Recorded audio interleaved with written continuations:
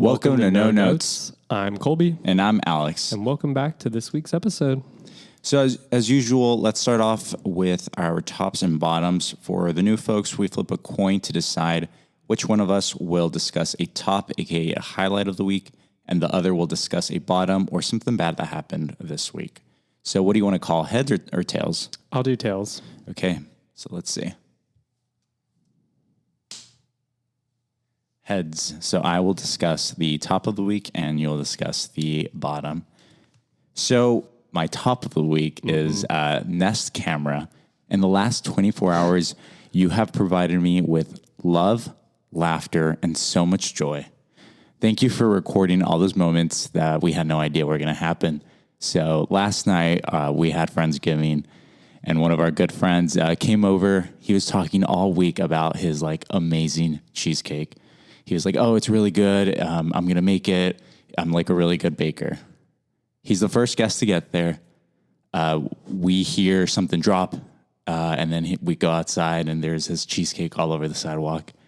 We look at our Nest camera, and we see him get out of his Uber, walk up, and just completely drop his famous cheesecake.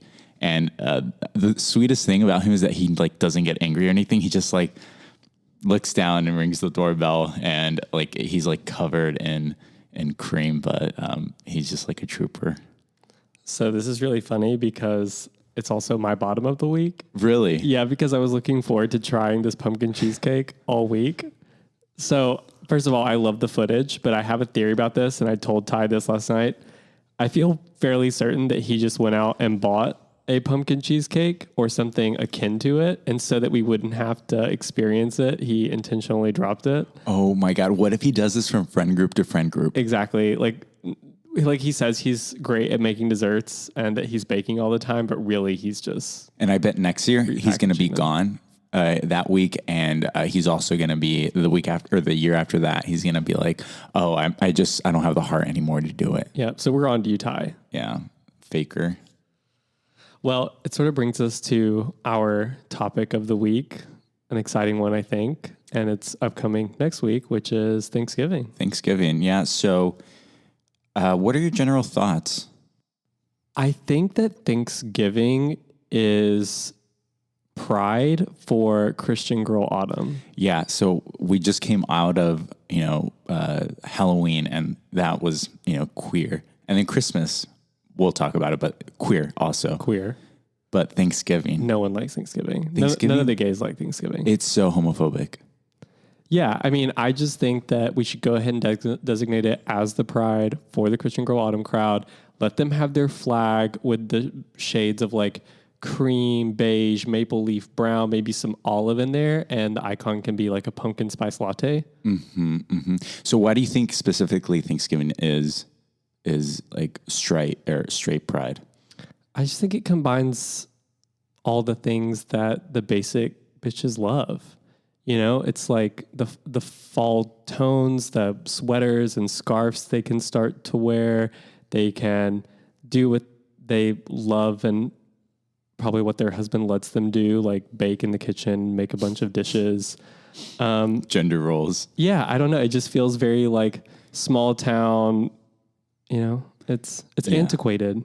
Yeah, I'd also like to add on that it's a diarrhea landmine. Diarrhea of landmine? Yeah, because everything has dairy in it, like mac and cheese. Dairy. Yeah, mac and cheese. The pies all have some sort of lactose in it. Which is interesting because I feel like this is the period where the Christian Girl Autumn type, this is where they peak, right? And they're very excited. It's probably from that excitement's probably the first time they let their husband try anal with them. So it is interesting that exactly that they have all these dairy products. Yes, maybe that's like a feminist defense mechanism. But also every hometown that we have to go to, homophobic. There's bullies. The high school is always at hometown, the faggots. It's just homophobic towns. You get to see your bullies that called you out during high school. I feel like you're speaking from experience. Well, it's just every home, you have to go to your small town. Yeah. I guess like for you, what was Thanksgiving like growing up then? No, I mean, it was fine, but like my hometown was way more conservative than a city.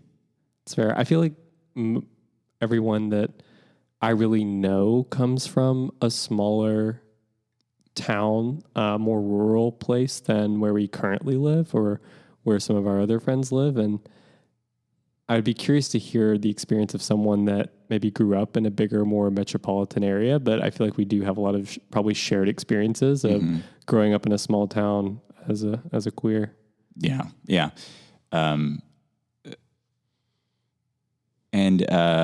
Yeah, so I think it's homophobic. Well, when I think of Thanksgiving, I, like probably most people, think about the food. So what was your favorite dish growing up? What did you think about the most? The ham. Everyone talks about turkey, but the ham is where it's at. I agree with this. I am very much over the turkey. It's dry. It's too much work. Even if it's not dry, the flavors, and it's like I have turkey a ton throughout the year, and so it's just not exciting. Yeah. If like the primary food that you eat has to be drenched in either gravy or cranberry, maybe it's the meat. Just replace it. Ham, so much better. You can make it brown sugar glazed, so much sweeter. Which you did last night, and it was great. Yeah, so much better. And it goes, as I found out today, I mean, ham sandwiches with like melted cheddar, white cheese sandwiches. Yeah, it's so much better for the next few days than remaking stuff with carved turkey. Yeah, and then the shapes that carved turkey gives, weak. Mm-hmm. My favorite, no surprise, is the mac and cheese, but it has to be done with egg so that it's more like a lasagna. Like it's got a thicker consistency to it. Shit ton of cheese, of course. So how do you do, like when you say with an egg, like do you like get, like when do you add the egg? Just when you combine the cheese and the pasta. The roux? You just add in like 2 or 3 beaten eggs and put it all in a pan. Oh, I've never done it with an egg. I've done it with like... I think it's very Southern style. Yeah. I mean, I've always done it like heavy whipping cream. Well, the one you made last night was really, really good. Thank you. The one time a year that I actually use a stove. Which I've never actually seen you. So I, again, have a conspiracy theory that you have someone else actually do it for you. Yeah, they live in the basement. So growing up, what time did you eat dinner? I mean, it was always, so for Thanksgiving, we would always go to one of the relatives' houses, like an aunt or uncle's home, and it would be like 60 family members. And so you would get there and be there for hours because people would still be cooking. And so it's like, I don't know, 3 is probably the earliest, but it could be like 5:30. So 3 would be the earliest that you start eating? Yeah. Yeah. So I don't like that. I think it should be actually against the law, punishable by death. What do you hate about it? Because it's Thanksgiving dinner. It's not Thanksgiving lunch. It's not Thanksgiving breakfast. It's Thanksgiving dinner. And what are the hours of dinner? If you were to look at a restaurant and said only hours of dinner, it would not be 3 p.m. I feel like it becomes some hybrid of like the Midwesterners and other people that they do supper instead of dinner. And so that's their normal supper times, like 6 p.m. or something. So I think it's some hybrid between lunch and dinner. I mean, imagine if it was actually at dinner time, like if the goal was to do it at like 8 p.m., you wouldn't be leaving until 1 a.m. or something. So I think that's why. That's exactly what happens though. Yeah. What was, did you do anything similar like that, by the way? Did you have to go to extended family members' homes for Thanksgiving? So, yeah, there was a family friend that we have in town. We never really traveled that much. Sometimes, occasionally, we went to like LA, which is where my other family's from, but mostly we stayed at my parents' place, and it was usually just the immediate family. So my brothers, now that my oldest brother's married, his wife and kids come over, but it's usually just the immediate family. Got it. Yeah. So did you have the concept of the kids' table? No. You really lucked out on that. So what was your experience with that? So the kids' table, right? I feel like it would always be those like Fisher Price sort of play kid dining table setups. Did you have those plates where they reveal like the animal face? No, but I would swear like up until my early teens, I would get designated to sit at this table with a varying range of infants and children. And I don't want to hear this conversation. I don't want to hear about like someone's Tamagotchi or what Pokemon cards they're collecting. I wanted to hear the hot family gossip, like my aunt having marital problems, a cousin having financial problems. And I really think that they're the ones that missed out because I could have offered such sage wisdoms probably around the age of 9. Where do you fall in like, are you the younger cousin, middle, older cousin? Where are you? So I guess I'm kind of in the middle because there was this range of cousins that they were like mid 20s when I was like 12. But then there were a whole bunch of little young ones too, because they were having their kids by then. Mm-hmm. And so there were tons of like babies and infants and then me. And I think there were maybe 1 or 2 that were even close to me in age. So the age gap was fairly wide on either side from me, meaning that the dialogue just wasn't where I was at. Mm-hmm. And I mean, we know this. I've always been a bit of an old lady. So I just didn't want to hang out with the kids. I wanted to be at the table talking shit. Yeah. And one memory that particularly sticks out to me, that when I finally got to move to the adults table, is that there was this hot gossip around whether my cousin's new boyfriend was secretly a homosexual. And you know why they were running with this thought? Because he liked you. No. Because for Christmas, what he had asked for was a pair of cashmere socks. Are you serious? Yep. And guess what? Who did he ask? Why was he so comfortable to ask someone in your family? Well, he was dating my cousin. So he had asked, like his wish list item for my cousin was a pair of cashmere socks. Oh. Well, you know what? That is pretty gay. And guess what? He is gay. He came out. Oh, like a year later. Wow. Well, and I'm sure there are other things like limp wrist. I don't know. It was a bit traumatizing for me because I was like, wow, like socks could be the smoking gun. Mm-hmm, mm-hmm. And so did you ask for a pair the next year? No. Sadly, I never got one. Although I do think about it time to time. It sounds nice. That would be itchy. Have you never had like merino wool socks? I don't. No. Well, it never gets that cold in California. So the Bombas brand socks, which I think you have some, they do the merino wool ones. They're really great. They like don't last forever, but I would think the cashmere ones could be nice. Like winter season with boots, New York, Paris, you know? Yeah. We don't go. Oh, well, I don't go, I guess. Anyway, I stopped going to those family get-togethers because they had to ban alcohol.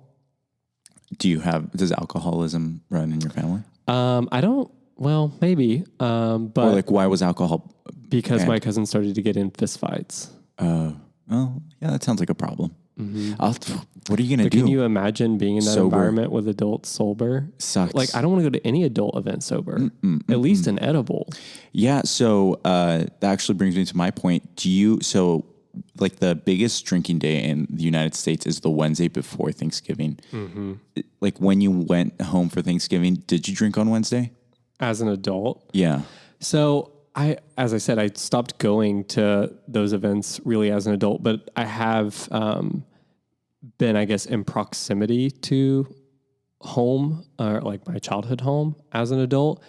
And I would just go out in the city, like in Atlanta, to the gay bars, and they were always insane. Yeah. My friends and I, still to this day, when we go home, we always get home like sometime on Wednesday. We meet up and we typically go to like a bar and then just end up at someone's house, typically my house. And we get so drunk and it sucks. I hate getting drunk. I've outgrown it. We don't need alcohol anymore. I think we should bring back the 21st Amendment. Well, as long as we can keep the espresso martini. Yeah. For flavor, it's fine. Anything else? Yeah. It can go without. I can't think of any good stories that I had as an adult out on the Wednesday before Thanksgiving, though. So it's making me think that there's nothing good that comes from that. And it's just not worth it.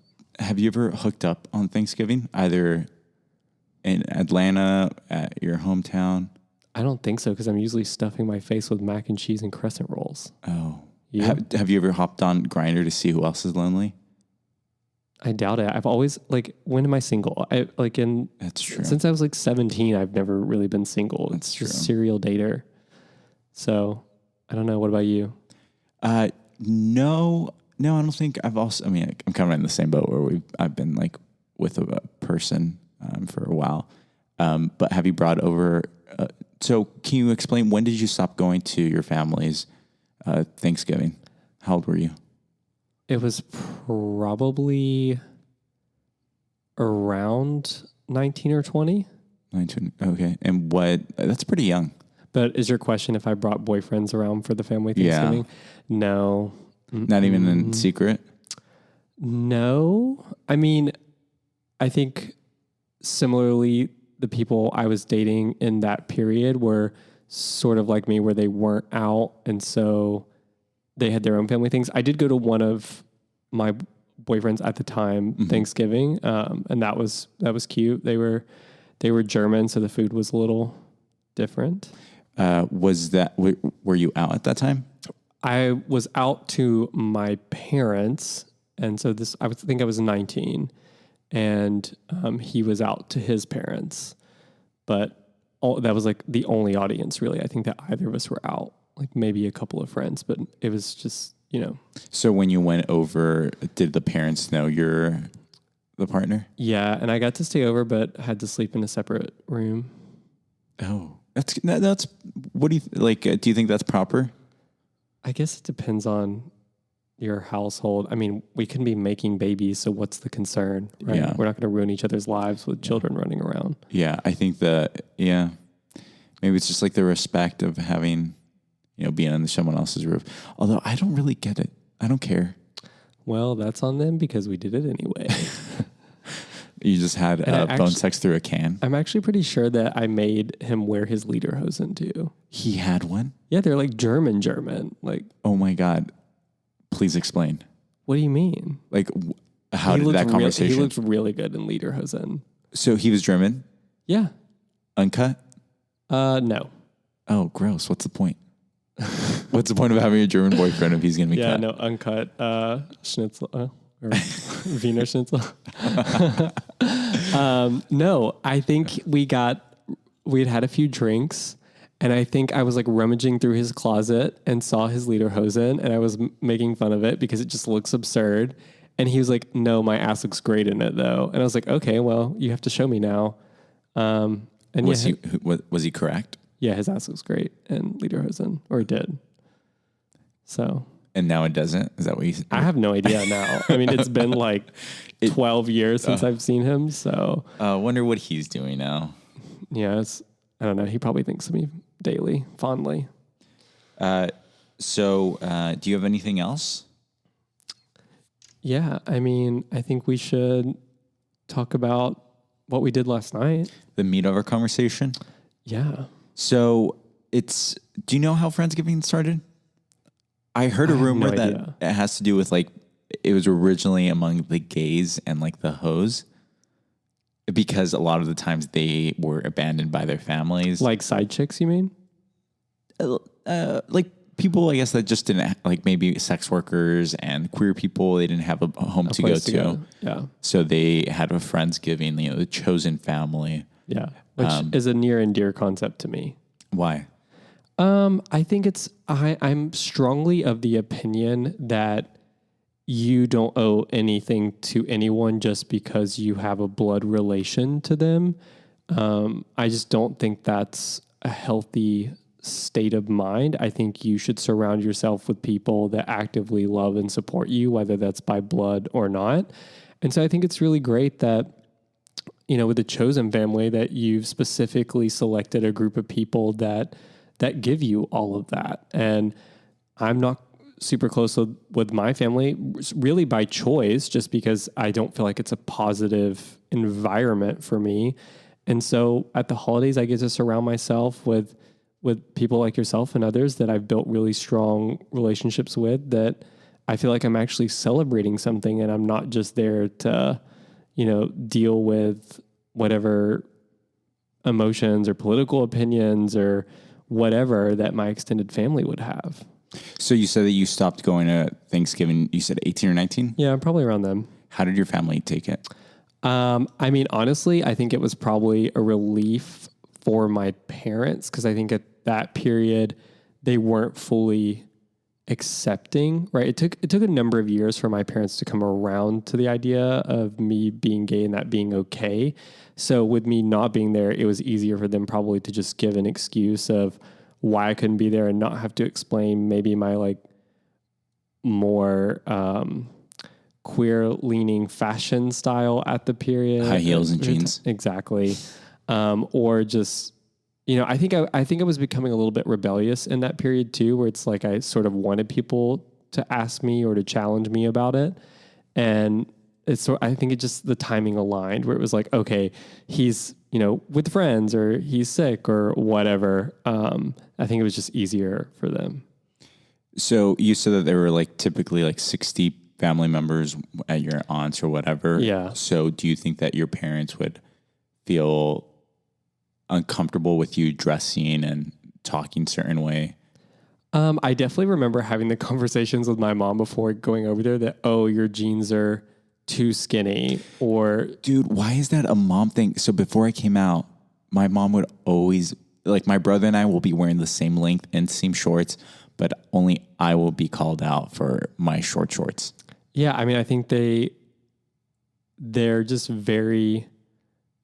During a certain period, they're concerned about how your homosexuality reflects on them because depending on how your parents are brought up and their values and stuff, if that's something that's looked down upon, they don't want to seem like, oh, we were bad parents or we failed in some way in raising this kid. And so it's just like we'd rather avoid any thoughts of that altogether. So if we can have you just dress a little more heteronormative, then you'll just continue to get by, I feel like is where it comes from. But I remember if I would wear anything even remotely more feminine, like wearing a soft pink sweater, my mom would be like, I need you to change. And so, I don't know. I think we both wanted not going to that. I didn't want to deal with my family and I wanted to wear what I want. And yeah, now I have Friendsgiving with chosen family. So what did you say to your family? Like, do you recall the conversation? I don't. I mean, I think it was more or less along the lines of like, if people think I'm gay, then that's their problem. And then I, like I said, I think I was like wanting them to challenge me. Like, okay, so if you think I'm gay, what's the problem with being gay? That would have been like the argument I would have loved to have had. Mm-hmm. Just because I've never wanted to be anything but who I am. Like, I'm not one of the people that if I could choose to be straight that I would be. I know there are many that do feel that way because they feel like their path would have been easier. Yeah.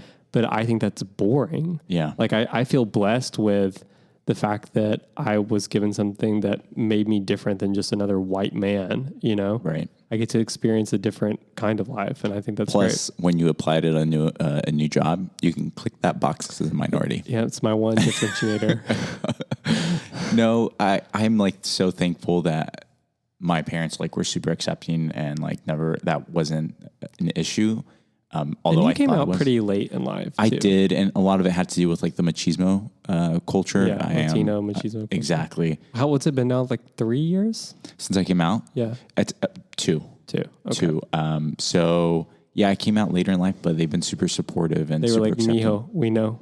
Basically, but You have to be blind not to. Yeah, and the other thing with the Latino culture is that like you have to kind of come home for these family events, Right? And like I usually go down to where my parents are at least like once a month. I'm not too far away from them, and they kind of expect that. Yeah. So I'm thankful that they accepted me. I go to Thanksgiving. I'm bringing my partner for the first time. So it's going to be a weird, or not weird, but a different dynamic. I'm looking forward to it. Yeah. And I think you are, I don't want to say lucky because I don't think it's like a good or bad thing to have maybe like a close relationship with your family or not. I think in this case, though, it's great for you that you do have that because you are really close with them and they were supportive of you, and so are your siblings and all of that. Yeah. So it's great that you have that additional layer of support. But yeah, it'll be interesting to hear about how it goes. Do you remember your first Friendsgiving? I think it was probably 10-ish years ago. So maybe a little longer than that. I've been doing it since college. Just various friends that I had made, gay or or otherwise, through that didn't maybe necessarily get along with their families. I think it's interesting. I think I've bonded a lot with people that, for whatever reason, just aren't super close with their families, and it made it easy during the college years and right after that too, like going into my first job, that of just having that tradition every single year. And I always loved hosting people too. Like when we got sort of our quote unquote dream house at the time in Atlanta and had like an amazing kitchen, I loved just hosting everyone and making everything. And I don't know, it was nice. And you did it for the first time last night. How was that? It was stressful. I guess maybe not your first Friendsgiving, but your first one hosting it in your new place. Exactly. So, I mean, it was kind of stressful just because you want to make sure that everyone's getting along. I think that like my partner and I were stressing out about the space a lot. The space was great. Yeah, but like we, San Francisco, small living. So like the places we can't have like a dining table that fits 12 people. Right. So that was kind of stressful, but I mean, it was fun as long as you have everyone's in a good spirit. Everyone brings the food.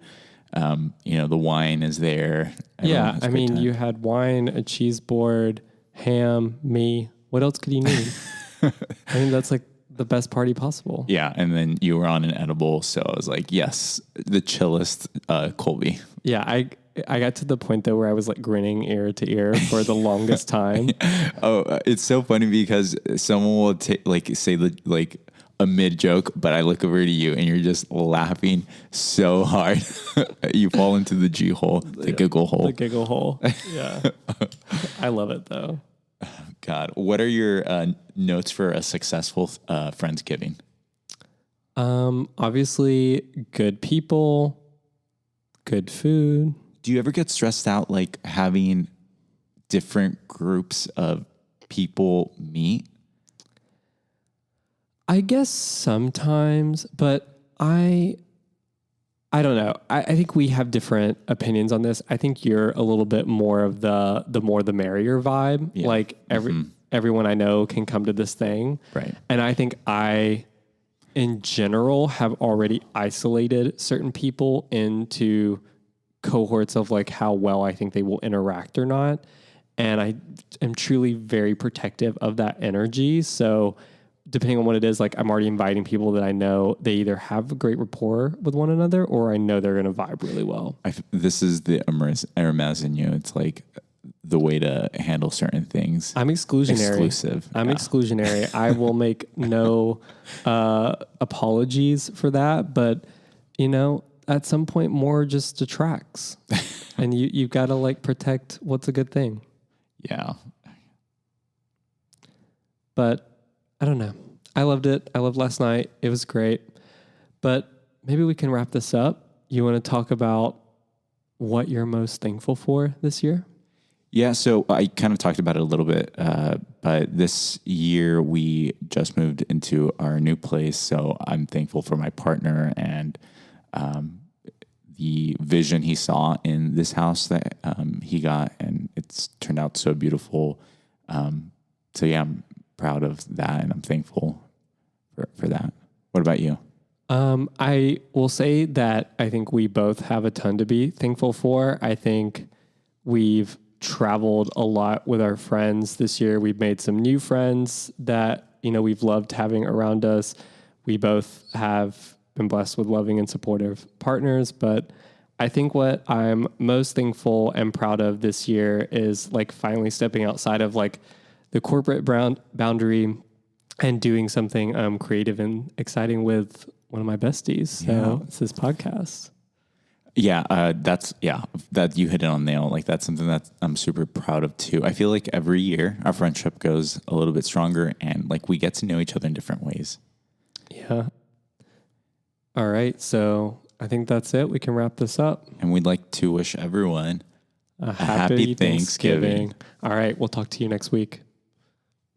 Hey, it's Colby and Alex here. Thank you for listening to No Notes. If you enjoyed the show, don't forget to follow us wherever you get your podcasts and share with your friends. You can also follow us on Instagram at No Notes Pod, one word, where you'll find updates on new episodes and see more into our lives and the stories that we share with you on the show. Your support means the world to us. Until next time, keep it real and keep it queer.